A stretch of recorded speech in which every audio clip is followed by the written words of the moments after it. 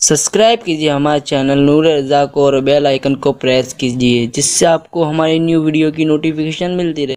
कि जब महबूब खुदा की आमद हो तो अहले ईमान जो है वो खुशी करें, मोमिनों को खुशी करना चाहिए। मेरे प्यारे आका सल्लल्लाहु अलैहि वसल्लम के दीवानों, अब जिसके दिल में जितनी मोहब्बत होगी वो उतना इजहार खुशी करेगा। कोई कुमकुमे लगाकर खुशी करेगा, कोई परचम लगाकर खुशी करेगा, कोई नया लिबास पहनकर खुशी करेगा, कोई अलग अलग अंदाज से खुशी करेंगे। अच्छा बात तो ये है, इजहार खुशी का अंदाज जो है वो किसी के हवाले से मुक़य्यद नहीं है।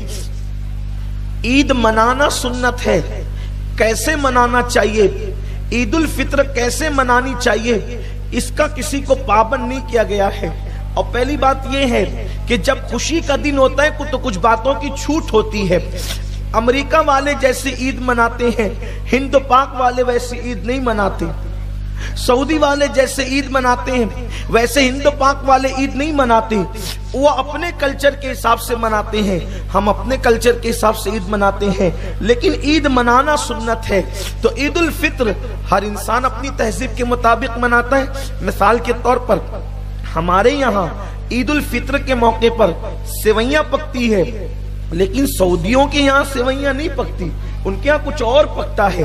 मगर यहाँ सेवई पकाने वालों पर कोई फतवा नहीं और वहाँ कुछ और पकाने वालों पे फतवा नहीं, इसलिए कि ईद अपने उर्फ के एतबार से मनाई जाती है।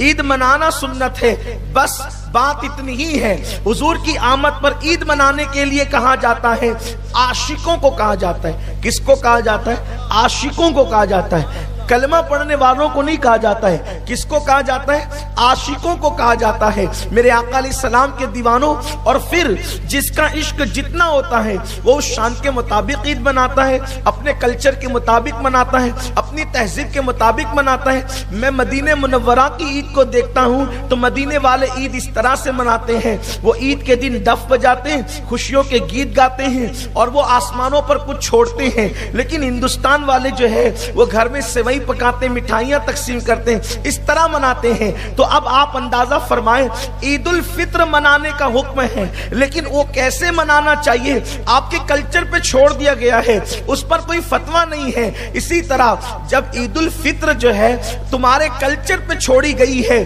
कि तुम अपने अंदाज से एक दूसरे को मुबारकबाद पेश करो, तुम अपने अंदाज से जो है खाने पकाओ, तुम अपने अंदाज से लिबास पहनो, तो ईद मिलाद मुस्तफा सल्लल्लाहु अलैहि वसल्लम भी तुम्हारे कल्चर के मुताबिक छोड़ दी गई है कि तुम्हें किस तरीके से मिलाद मुस्तफा मनाना है। कहीं पर मिलाद मुस्तफा खड़े होकर के सलाम पढ़कर मनाया जाता है, कहीं जुलूस निकाल कर मनाया जाता है, कहीं नातों की महफिल सजाकर मनाया जाता है, कहीं पर नारे लगाकर मनाया जाता है, कहीं पर कॉन्फ्रेंस करके मनाया जाता है।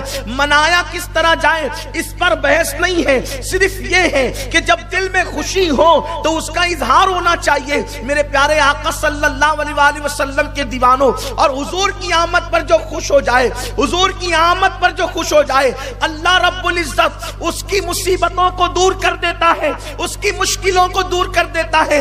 इतनी बात पढ़कर के असल उन्वान की तरफ आना चाहता हूं। काबतुल्लाह शरीफ सदियों से मुसीबत में मुब्तला था, सदियों से मुसीबत में मुब्तला था। दहशत गर्दों ने काबे को मुसीबत में गिरफ्तार किया था।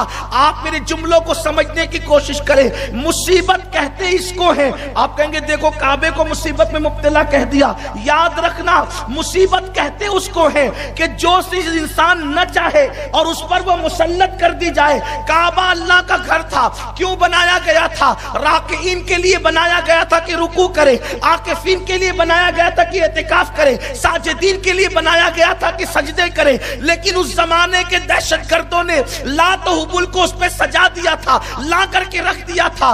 ऊपर बुत थे, अंदर बुत थे। काबा इस मुसीबत में गिरफ्तार था, और गोया के काबा जब इस मुसीबत में था तो हर दिन वो रोता होगा, हर दिन आहें भरता होगा, हर दिन आंसू बहाता होगा। क्यों आंसू बहाता होगा? मैं लात के लिए नहीं, मैं मनात के लिए नहीं, मैं उज्जा के लिए नहीं, लेकिन सदियों से मुसीबतों में मुब्तला होने वाली वो काबे की दीवारें जब मुस्तफा जान रहमत की मिलाद होती है तो मुसीबत में गिरफ्तार वो काबा खुशी से घूमता है, खुशी से झूमता है। गोया कुदरत ने कहा हबीब की आमद पर जो खुश हो जाए फिर उसके गम बाकी नहीं रहते। फिर कुदरत ने سے مصیبت میں گرفتار کعبے کی دیواروں کو مصطفیٰ کی آمد کی خوشی کے صدقے کعبۃ اللہ کو بتوں سے پاک کر دیا، اور ایسا پاک کر دیا کہ جہاں پر لات و عبول کے نغمے گنگنائے جاتے تھے یا لات و عبول کے کفریہ کلمات پڑے جاتے تھے، اب وہاں لبیک لا شریک لبیک کی صدائیں بلند ہو رہی ہے۔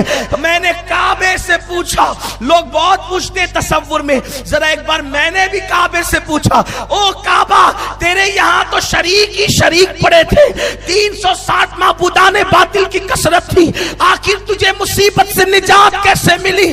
کہ ایک دن آمنہ کی لال پہ خوشی کی، قدرت نے قیامت تک کی خوشیاں عطا کر دی۔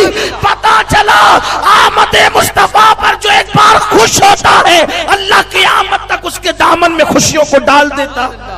آمد مصطفیٰ، آمد مصطفیٰ، سرکار کی آمد، سرکار کی آمد، جشن عید میلاد النبی، جشن عید میلاد النبی۔ سبحان اللہ، سبحان اللہ۔ اب اگر خوشیاں چاہتے ہو، ایک خوشی مناؤ، ساری خوشیاں نصیب ہو جائیں۔